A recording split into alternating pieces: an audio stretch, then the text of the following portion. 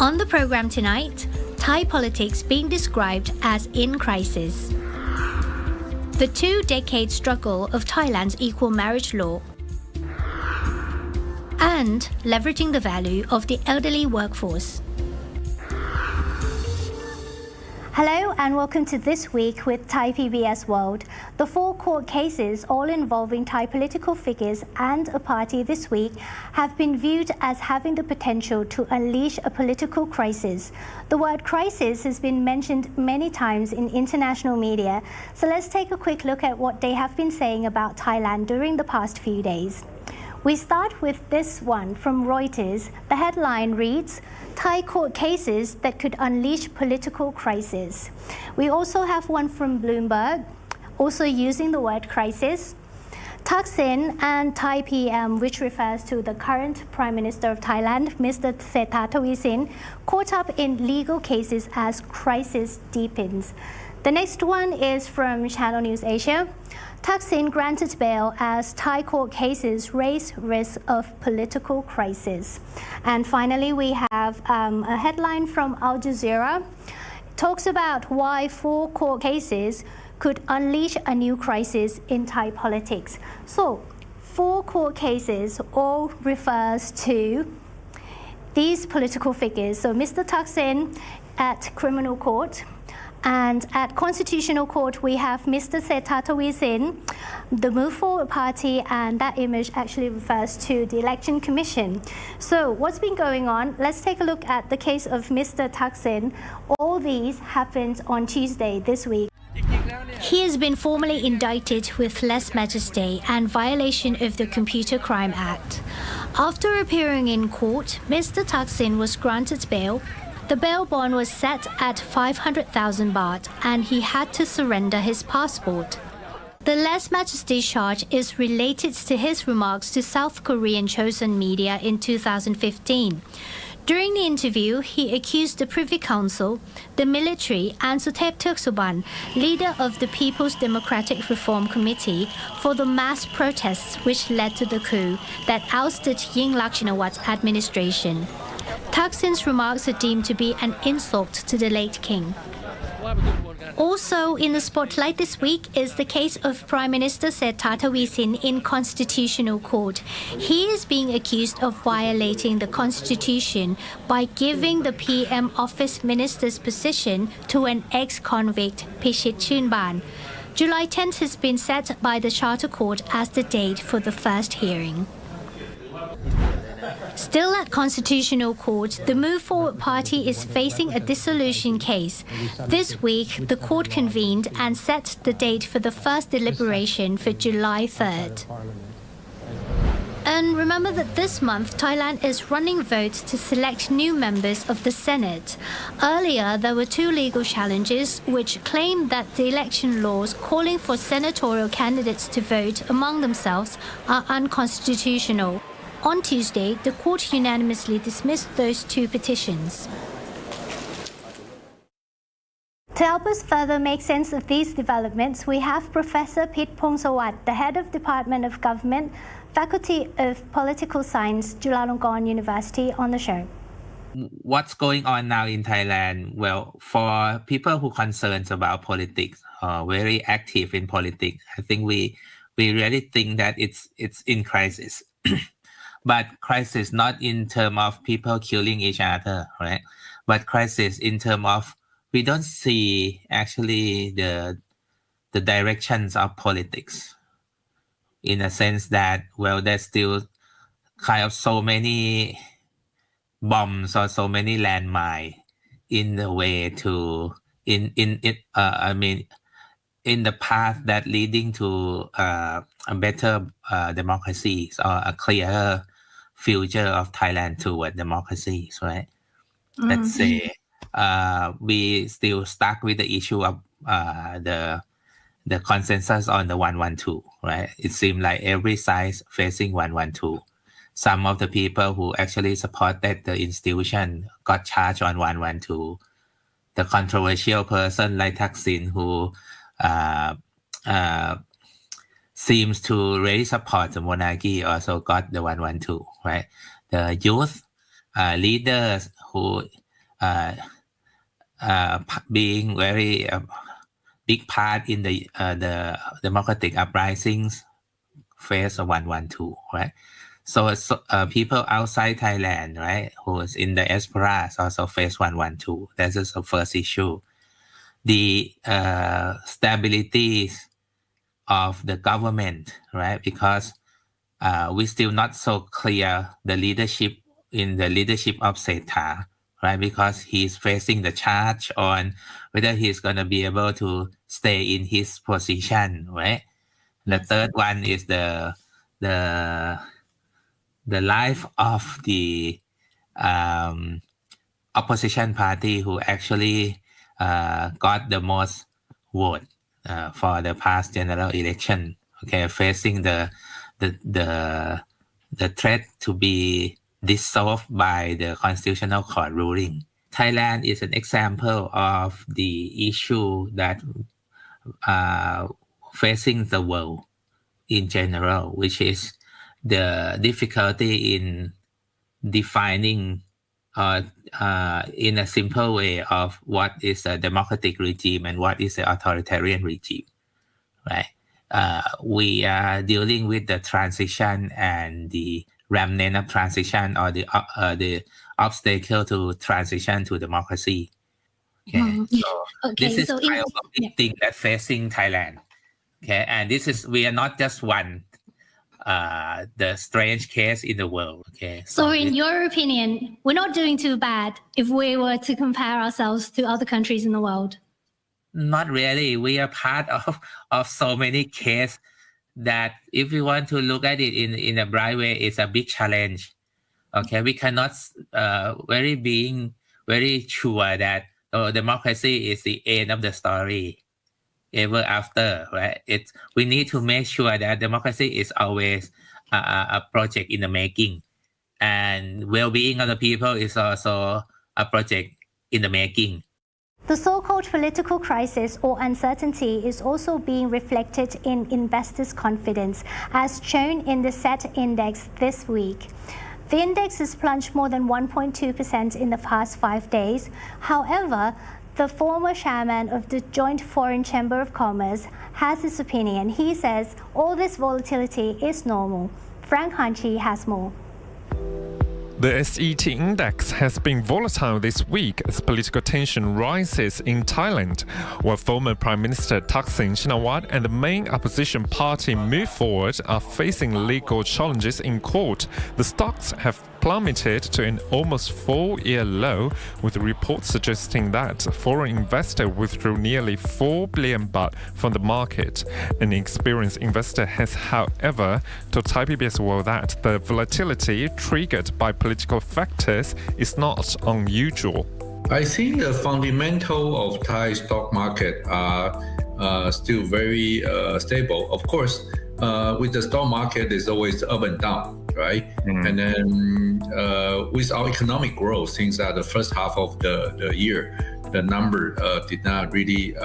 reach the target that we're expecting, right? And also that the geographic politics in the globally are still very tightened up. So basically, the economic is within the recovery, but it's still a lot of challenging in the market. So the stock market's performance up and down, I think it's a very normal situation. And especially you can see that we're seeing this week a lot of political issue, and some of the investors maybe due to the political incident, so they are getting more conservative. That's what I see. We see some political turmoil, chaos in terms of maybe Move Forward Party's case, former Prime Minister Thaksin Shinawatra's case, or the current Prime Minister Setha Thavisin's case. So how would you see the chaos in the politics affect the performance of the economy? In earlier year, things are very, with the new environment, everybody very positive. So just as I mentioned now, due to that certain figure didn't really reach whatever our expectation, and plus a lot of uncertainty is coming up on the political side, just that you have to be mentioned. So I think the the foreign investor, if they don't really understand or knows the Thai situation, they were taking more conservative way. So that's why we can see the figure comes out and what they show in the stock market in the past 1 week's performance. While the uncertainty in politics has slowed the speed of economic recovery, the Stock Exchange of Thailand has selected a new president who it is hoped will address the problems of foreign fund withdrawal and the slump in stock prices. With the Thailand's economic, right, and how can we make the investor have the confidence about our economic growth? And especially, and all these leading companies, right, they are very transparent and then list on the stock exchange market, and they will become a key performance, right, for the industry too, right? And then we know right now, other than the geography politics, as the ESG is coming up, a lot of more higher requirement and performance need to be request for all these big companies, right? And also that, are we creating the new market for the newcomer to get into this market and get a better performance for our financial market? I think he has a lot of opportunity and a lot of challenging to face. So whenever there's the challenging, there's always opportunity. So I give the best wishes, and I believe that he has the capability to handle the current situation. Frank Kanshi reporting for Thai PBS World. Now we move on to the good news for gender advocates. On Tuesday, Thailand's upper house passed the same-sex marriage bill, making Thailand the third country in Asia and the first in ASEAN to recognize same-sex marriage. Let's recap some big moments for the LGBT community here in Thailand, starting with the party at the government house. This parliamentary vote has been hailed as a victory by campaigners, and on Tuesday the government house was showered with all colours of the rainbow. The senators' vote this afternoon is the pinnacle of all, and it is certainly commendable to everyone. And this truly reflects our government's endeavour to leave no one behind. And here's the historic moment in Parliament. We see here the drafting committee members and the voting that took place. The vote was 130 in favour, 4 against, and 18 abstentions. After the bill passed, there was also a tuk-tuk parade outside Parliament. And there was also a celebration at the Bangkok Arts and Cultural Centre. The legalization will take effect 120 days after it's published in the Royal Gazette. It's been a long journey for Thailand, so let's take a quick look at the timeline. Same-sex marriage issue has been talked about in Thailand formally in 2001. There was a proposal by the Interior Ministry that wanted same-sex couples to get married basically, but it had a lot of heavy criticism, so it was scrapped. Then it took another decade. In 2012, some LGBT couples were rejected from trying to register for marriage certificates. So the incident led to the first draft of the Civil Partnership Bill. But again, it wasn't successful as its provisions were not equal of the same-sex partnership. So in 2015, we have this act, Gender Equality Act, which is one step closer to same-sex marriage. Basically, the law prohibits almost all forms of gender discrimination. And in December last year, the Equal Marriage Bill was proposed to Parliament, and this time it was successful. It was approved in the first reading, and then there was the second and third reading in March this year. And then we come to this week, June 18, Tuesday, when the Equal Marriage Bill was endorsed by the Senate. The next step is for the Constitutional Court to approve, and then it will be submitted for royal assent. After that, it will become effective 120 days after official publication in the Royal Gazette. While same-sex marriage took over 2 decades to legalize, this couple here has been together for over 30 years. Here's their long-time love story as told by Warisara Sahan. Today I'm taking you to meet an LGBTQ couple who has been together for about 30 years. Their journey started in 1994 when being an LGBTQ couple wasn't widely accepted. But they held each other's hands tightly as they overcame many obstacles. Here is the story of ปรากฏชกร วงสุภา and กันเกิดมีมูล Hi สวัสดีค่ะคุณย่าสวัสดีค่ะ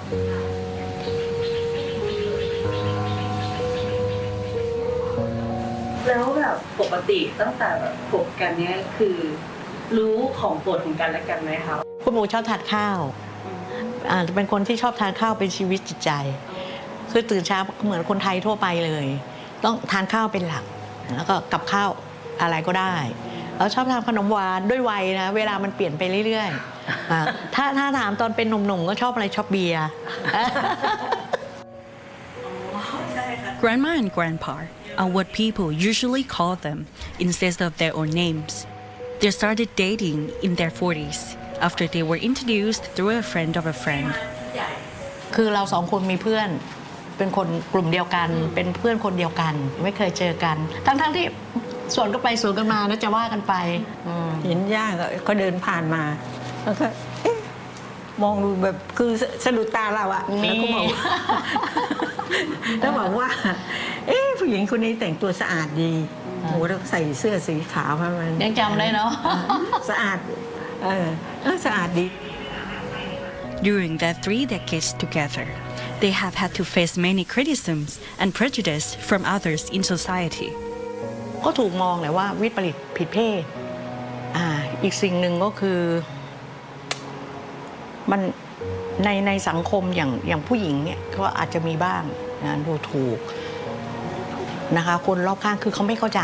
สังคมมันก็เป็นความแปลกอยู่แล้วอันนี้แน่นอนเพราะในยุคก่อนมันก็มีอยู่แค่นี้ยังไม่มี LGBTQ ใช่ไหมคะก็มีแค่เพศหญิงกับผู้ชายจริงๆเราก็ไม่ได้ค่อยสนใจเรื่องพวกนี้ไม่ว่าใครจะพูดยังไงก็โอเคมันทุกคนก็มีสิทธิ์อยากจะวิพากษ์วิจารณ์ก็แล้วแต่ That doesn't hold them back from being together. They are one of the few couples whose families accepted them for living lives based on who they wanted to be. จริงๆแล้วปัญหาในครอบครัวโชคดีของปู่ย่าได้ไม่มีเลยเพราะด้วยอายุด้วยเราใช้ชีวิตข้างนอกบ้านค่อนข้างจะเสรีก็เลยไม่มีแต่ว่าคู่อื่นๆก็อาจจะมีหลายปีตอนนั้นยังไม่ได้ไว้ผมสั้นเลย They told Thai PBS World that they were a happy couple, regardless of the equal marriage bill.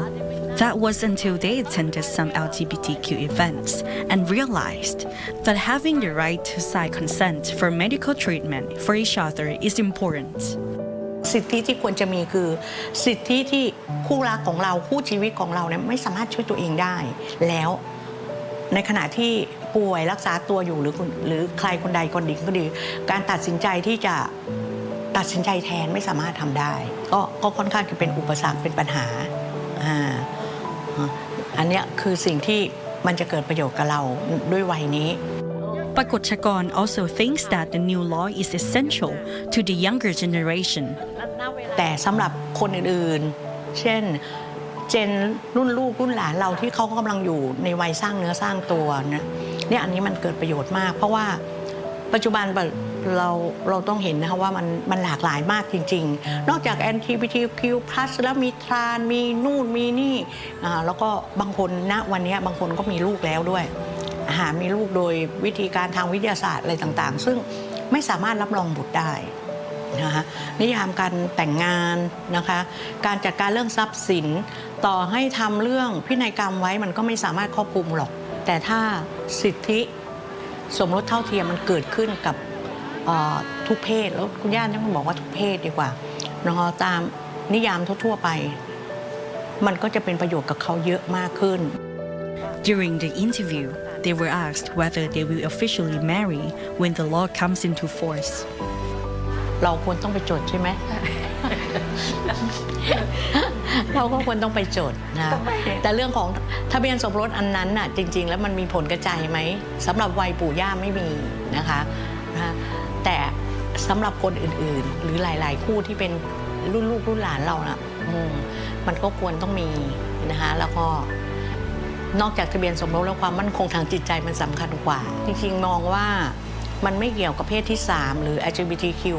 มันเป็นสิทธิพื้นฐานของมนุษย์ทุกคนที่ควรต้องได้รับถ้าคู่สามีภรรยาได้รับคนทั่วไปก็ควรได้รับเช่นกันถูกไหมคะ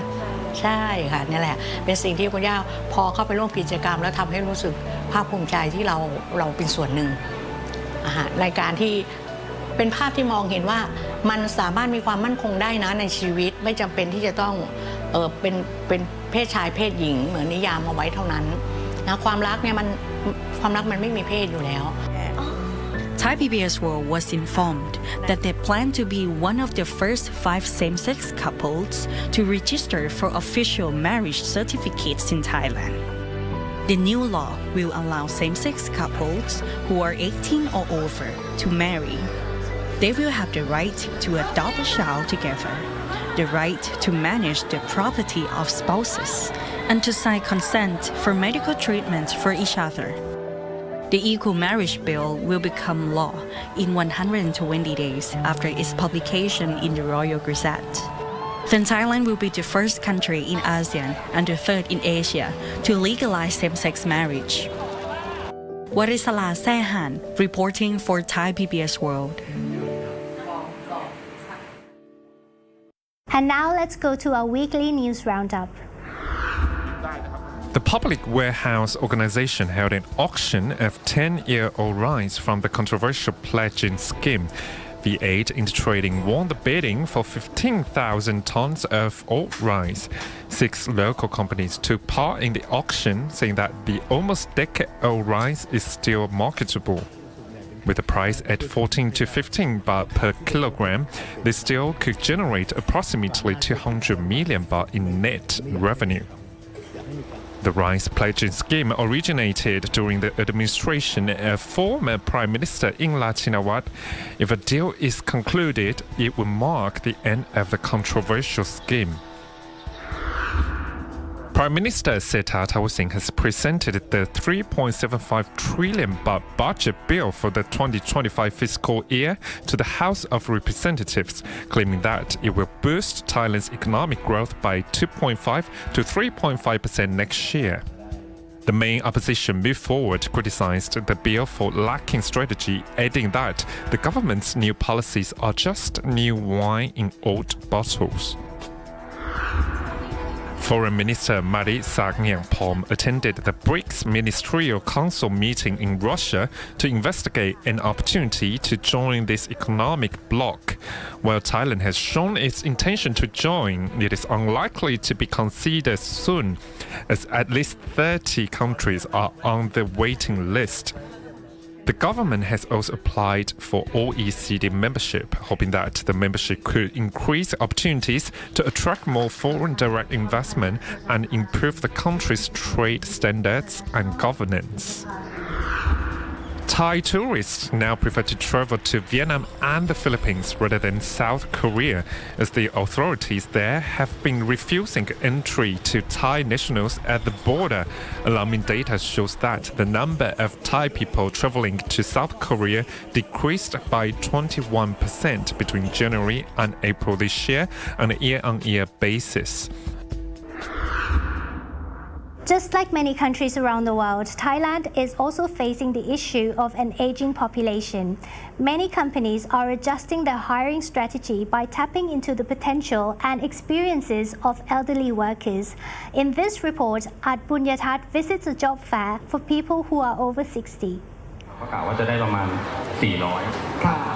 Nowadays, 1 in 5 Thais is over 60, making Thailand one of the world's fastest aging countries. It is expected that this trend will continue, with Thailand's population shrinking to just 33 million in the next 60 years. That's half its current size. As the ratio of working-age adults to retirees changes, the labor market will be forced to adapt to a potential shortage of staff. Some corporations are already setting their sights on the group of elderly workers. หลังจากผมได้เชิญท่านมาร่วมงานมาช่วยงานตั้งแต่เรื่องของการออกแบบอาคารเรื่องของการทำเลเยอร์การวางผังเครื่องจักรอะไรต่ออะไรแล้วเนี่ยปรากฏว่าเหลือคาดกับเกินคาด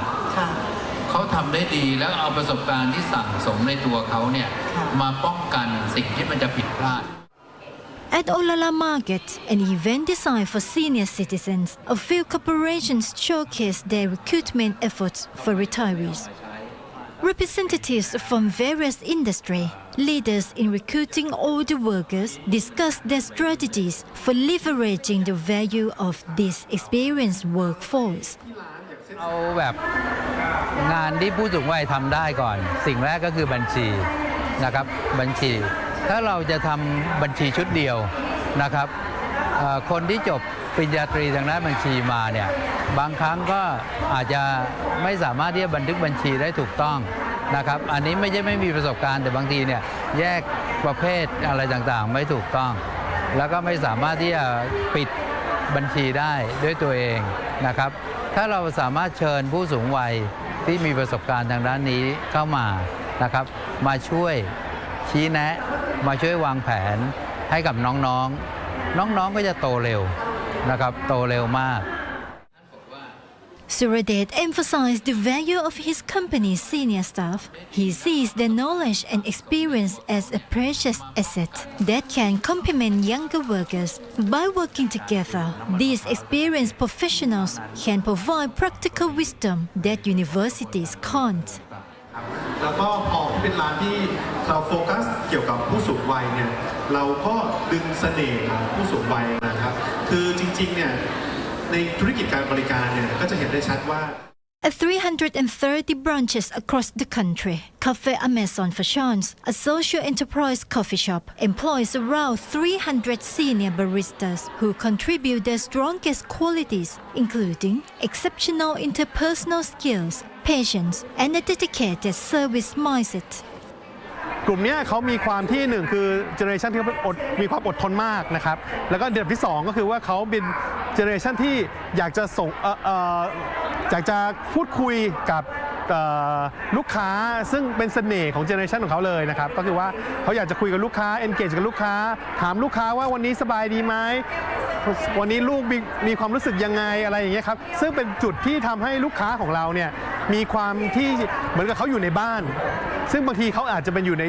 ครอบครัวนิวเคลียร์แต่ว่าพอเขามาที่ร้านเราเนี่ยเจอบาริสต้าที่เป็นกลุ่มสูงวัยของเราเนี่ยครับก็จะรู้สึกว่าเขามีความอยู่ในครอบครัวซึ่งมันเป็นจุดที่เป็นเสน่ห์ที่ผมคิดว่าหลายๆที่เนี่ยถ้าเกิดเปิดโอกาสให้กับผู้สูงวัยในการมาทำงานร่วมกันกับยังเจเนอเรชันนะครับก็จะมีความเป็นครอบครัวความอบอุ่นเนี่ยเพิ่มเติมเข้ามาในธุรกิจของเขาครับCafe Amazon for Chance exemplifies a potential marketing model attracting lonely customers in big cities while providing fulfilling employment for elderly staff who may not live with their offspring. This creates a win-win situation, bridging the gap between social connection and meaningful work for our aging population. The Olala Market was held at M. Kotia last week. And that wraps up tonight's program. Remember, you can stay updated with our English language news service on our website and social media. Thank you for joining us. Happy weekend.